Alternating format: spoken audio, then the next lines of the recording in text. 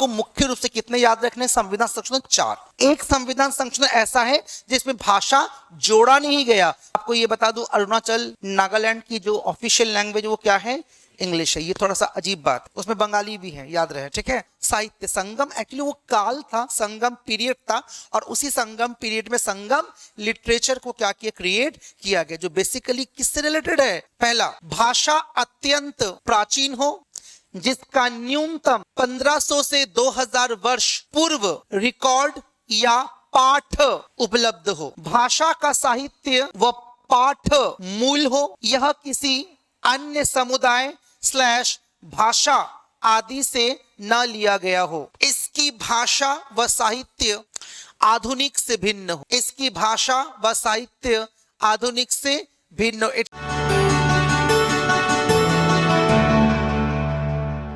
संबंधित संविधान संशोधन, रिलेटेड कॉन्स्टिट्यूशनल अमेंडमेंट्स, ठीक है। तो आपको मुख्य रूप से कितने याद रखने हैं? संविधान संशोधन 4। हालांकि 4 में से 3 ऐसे हैं जिनके माध्यम से सब भाषाएं जोड़ी गई। एक संविधान संशोधन ऐसा है जिसमें भाषा जोड़ा नहीं गया, बल्कि एक कुछ टर्मिनोलॉजी को चेंज किया गया। जैसे उड़िया क्या बन गया? ओडिया। बस ये, जैसे पहले हम ऐसा लिखते थे, वो अब क्या बन गया? ऐसा कुछ हो गया इंग्लिश में। बस हिंदी में ऊ क्या बन गया? ओ। बस यही, ठीक है। ऊ क्या बन गया? ओ। तो याद रखेंगे 3 जो है उसके द्वारा भाषाएं जोड़ी गई, और चौथा जो था उसके माध्यम से क्या किया गया? थोड़ा शब्दावली जो है वो अक्षर जो है वो क्या हुआ? चेंज हुआ। लेकिन याद वो भी रखना है, ठीक है। जैसे आपको याद रखना कौन सा? पहला 21वां संविधान संशोधन अधिनियम, ठीक है। 21वां संविधान संशोधन अधिनियम। उसके बाद क्या याद रखना है? 21st constitutional amendment act. उसके बाद याद रखना 71वां संविधान संशोधन अधिनियम। उसके बाद याद रखना 92वां संविधान संशोधन अधिनियम 92nd। और इसके बाद याद रखना कौन सा? 96वां संविधान संशोधन अधिनियम। बस इतना याद रखना है। इसके द्वारा केवल याद रखना है आपको एक भाषा जोड़ी गई। कितनी भाषा? एक भाषा। इसके द्वारा कितनी भाषा जोड़ी गई? 3 भाषाएं। कितनी? 3 भाषाएं। इसके द्वारा कितनी भाषा जोड़ी गई? 4 भाषाएं, ठीक है। और ये तो केवल क्या हुआ? परिवर्तन में लिखा, ठीक है। सारी चीज में लिखवा जानते तो हो, ठीक। इसके द्वारा केवल एक भाषा कौन से जोड़ा गया रे बेटा? सिंधी। क्या जोड़ा गया? सिंधी। इसके द्वारा मैं क्या याद करने बोला था? नमक। ये तो इजीली याद रहेगा, नमक, ठीक है। तो न से क्या हो जाएगा? नेपाली। म से क्या हो जाएगा? मणिपुरी। और क से क्या हो जाएगा? कोंकणी, ठीक है। कोंकणी, नमक। ये तो इजीली याद है, कोट के रूप में याद करने बोला, नमक, ठीक है। इसके अंदर कितनी भाषा जोड़ी गई? क्या है? पहला बोडो, ठीक है। इसी से मैं क्या बोला था? डो को ले लेना है। डो से क्या हो जाएगा? डोगरी, ठीक। फिर मैथिली, और फिर क्या हो जाएगा? संथाली। ये 4 भाषा, बोडो, डोगरी, मैथिली, संथाली, ठीक है। याद हो जाएगा। और इसमें क्या किया गया? इसमें उड़िया को क्या किया गया? ओडिया। इंग्लिश स्पेलिंग आप लोग देख लीजिएगा, ठीक है। उड़िया को क्या किया गया? बस इतना ही, डन। तो याद हो गया। तो आपको याद है 8वीं अनुसूची संबंधी संविधान संशोधन कौन से हैं? 4, 21, 71, 92, 96। 21 के द्वारा 15वीं भाषा के रूप में सिंधी जुड़ी। बाद में 71 के द्वारा 3 कौन कौन सी? नमक। न से नेपाली, म से मणिपुरी, क से कोंकणी। फिर 92 के द्वारा 4 जोड़ा गया। कौन कौन सा? बोडो, डोगरी, मैथिली, संथाली। और 96 के द्वारा उड़िया क्या बन गया? उड़िया। बस हो गया, ठीक। अब इसके बाद मैं आपको बोला था याद करने के लिए, जो आपको टोटल 22 भाषाएं याद कर लो। टोटल कितनी भाषाएं? 22 भाषाएं। तो मैं क्या ABCD करके याद करने बोला था? ABCDEFGHIJKLMNOPQRST, और जहां तक जाना कहां तक? यू तक। उसके बाद कोई लैंग्वेज फिलहाल अभी है नहीं, हालांकि इसमें भी बहुत सारे अक्षर हट जाएंगे, ठीक है। और ए से केवल कितना? एक था। क्या था? असमिया। क्या था? असमिया। बी से कितने थे? 2। लेकिन बोलना पहले कौन सा है आपको? हाँ, इसके बिना नहीं चलेगा। आप चाहो तो इसको पहले भी कर सकते, ठीक है। बंगाली, और दूसरा क्या है? बोडो। सी से फॉर्चुनेटली अनफॉर्चुनेटली कोई लैंग्वेज नहीं है अभी तक। डी से क्या है? एक। कौन कौन सा? डोगरी। ई से इंग्लिश नहीं है, याद रखना ना, ये हमारी। लेकिन आपको ये बता दूं, अरुणाचल नागालैंड की जो ऑफिशियल लैंग्वेज वो क्या है? इंग्लिश है। ये थोड़ा सा अजीब बात, तब भी इसको क्या नहीं किया गया? शामिल नहीं किया गया, ठीक है। ई कुछ नहीं, एफ नहीं, जी से एक है क्या? गुजराती। क्या है?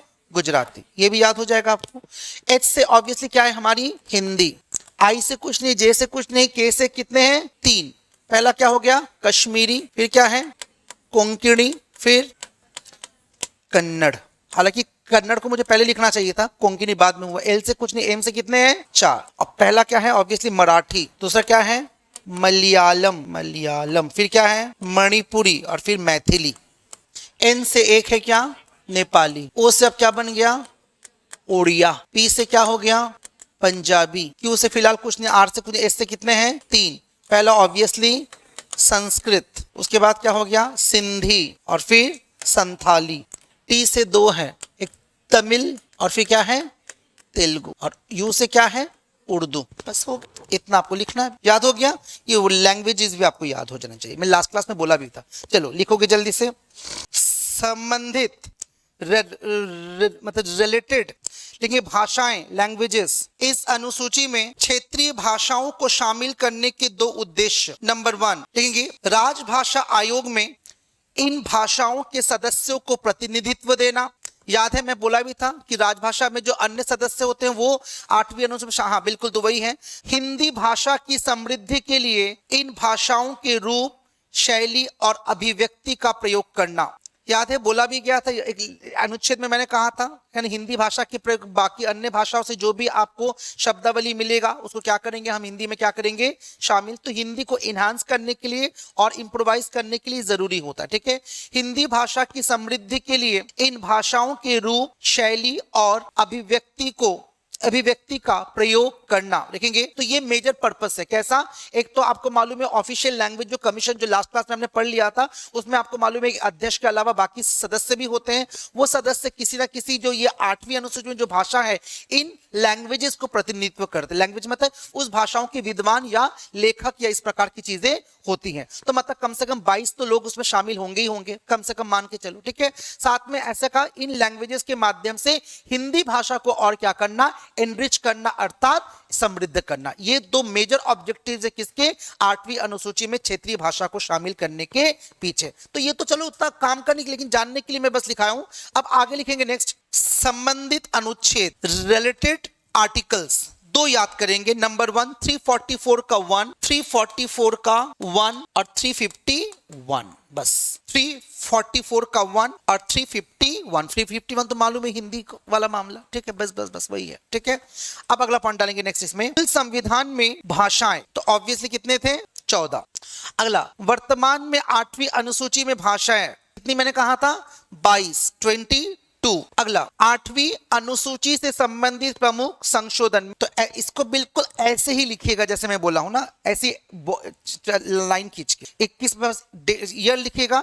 21वां कब हुआ था 1967 में, 71वां कब हुआ था 1992 में, 92वां कब हुआ था 2003 में और ये हुआ था 2011 में। बस इतना याद रख। इंग्लिश के लिए इसको बोल दे तो ऐसा था बेटा पहले ना, ऐसा था, ठीक, बिल्कुल ऐसा ही याद रखेंगे। उड़िया क्या बन गया ओडिया, सबको याद हो गया। अगला नेक्स्ट लिखेंगे शास्त्रीय भाषा। देखिए भारत सरकार द्वारा वर्ष 2004 में भाषाओं की एक नई श्रेणी आरंभ की गई। कौन सी भाषा थी वो, शास्त्रीय भाषा। तो पहले याद रखेंगे ये चालू ही कब हुआ 2004 में, इसको भी लिखवा दूंगा, कोई जरूरत नहीं है अलग से लिखने की, ठीक है। अब आपको ये भी याद रखना है कि ये शास्त्रीय भाषा है क्या। तो किताबों में बहुत सारी चीजें लगती है, आप 3 पॉइंट बस याद रखेंगे कि कैसे किस आधार पे किसी लैंग्वेज को क्लासिकल लैंग्वेज का दर्जा दिया जाता है, ठीक है। सबसे पहले किसको दिया गया, ठीक है। वर्तमान में शास्त्रीय भाषाओं की संख्या कितनी है, ठीक है।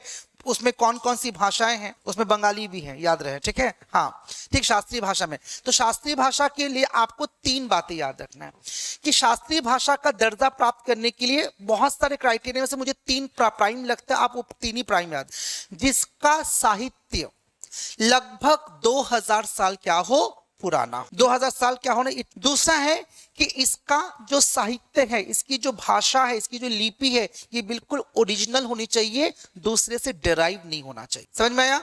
और तीसरा इंपॉर्टेंट इसी से मिलता जुलता हो, इसका जो साहित्य है ये आधुनिक से बिल्कुल कैसा होना चाहिए, भिन्न होना चाहिए। बस इसका साहित्य क्या जो मॉडर्न लिटरेचर है उससे काफी क्या होना चाहिए, अलग होना चाहिए। तीन आधार पर, मुख्य रूप से तीन आधार मैंने कहा, इस आधार पे भारत सरकार किसी लैंग्वेज को, तो आप जब इंडियन हिस्ट्री पढ़े होंगे, याद करके देखो आपने क्या पढ़ा था, संगम साहित्य याद है आपने? आप जिन्होंने इंडियन हिस्ट्री पढ़ लिया है हम इस क्लास में, उनको मालूम है कि संगम साहित्य, संगम एक्चुअली वो काल था, संगम पीरियड था, और उसी संगम पीरियड में संगम लिटरेचर को क्या किया, क्रिएट किया गया, जो बेसिकली किससे रिलेटेड है, तो तमिल साहित्य से।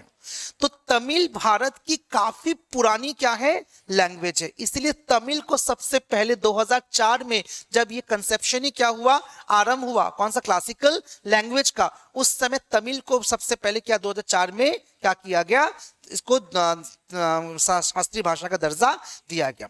इसमें और भी लैंग्वेजेस है, संस्कृत भी है ना। 2024 में इसमें 5 लैंग्वेज को जोड़ा गया, उसमें से मराठी भी है और बंगाली भी है, ठीक है, आप इसलिए खुश हो जाइए।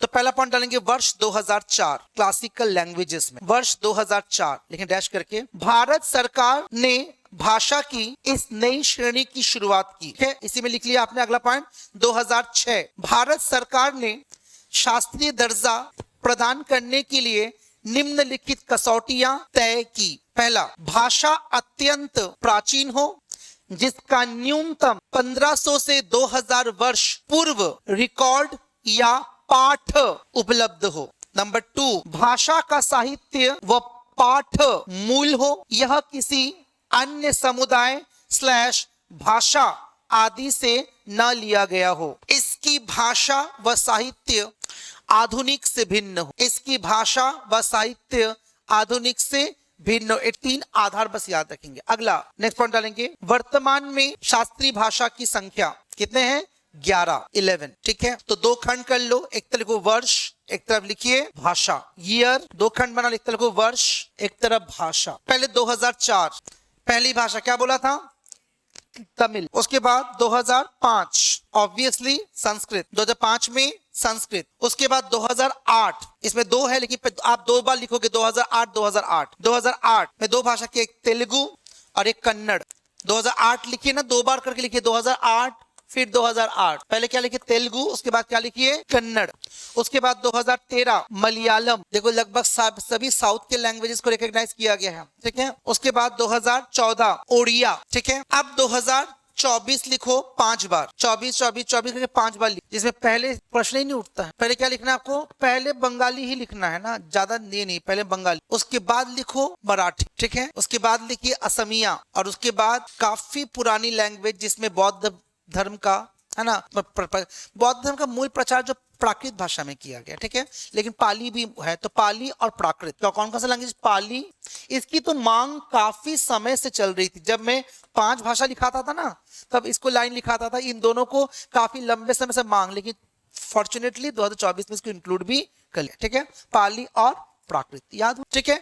तो सरकार ने शास्त्रीय भाषा की लैंग्वेज की जो मतलब कैटेगरी है, कब से शुरू की, 2006 से कुछ नॉर्म्स तय कर दी कि इस आधार पे किसी लैंग्वेज को क्लासिकल लैंग्वेज का दर्जा प्रदान किया जाएगा। पहला क्या कहा गया, इसका टेक्स्ट बोलो, लिटरेचर बोलो, must have the antiquity of 1500 to 2000 years ago। इसका टेक्स्ट बोलो, लिटरेचर वो बिल्कुल ओरिजिनल और किसी भी कम्युनिटी या लैंग्वेज से लिया ना गया, डिराइव ना किया गया हो। और last but not the list, इसका ऑब्वियसली क्या होना चाहिए, आधुनिक, इसका लिटरेचर क्या होना चाहिए, बिल्कुल डिफरेंट होना चाहिए, अलग चाहिए। एट प्रेजेंट कितने लैंग्वेजेस हैं, 11। सबसे शुरुआत में किसको किया गया, तमिल, किसको किया गया, तमिल। अब 2005 के 4 के बाद 2005 1 संस्कृत, 8 में 2 तेलुगु और कन्नड़, उसके बाद 13 कौन सा, मलयालम, उसके बाद 14 कौन सा, उड़िया, और 24 में 5 याद कर लीजिए, बंगाली, मराठी, असमिया, पाली, प्राकृत। बंगाली, मराठी, असमिया, पाली, प्राकृत, हो गया, डन। तो कितने लैंग्वेजेस है रे, 4 5 8 8 13 14 और 24 में 5 बार याद होगी, ईयर को बिल्कुल याद हो गया, ठीक है। 4 5 8 8 13 14 और 24 में आपको 5 याद करना, याद हो गया। 4 में तमिल, 4 में 5 में संस्कृत, 5 में 8 में 2 क्या क्या, तेलुगु और कन्नड़, तेलुगु और कन्नड़। 13 में मलयालम, 13 में, 14 में उड़िया, 14 में और 24 में 5 बंगाली, मराठी, असमिया, पाली, प्राकृत। डन।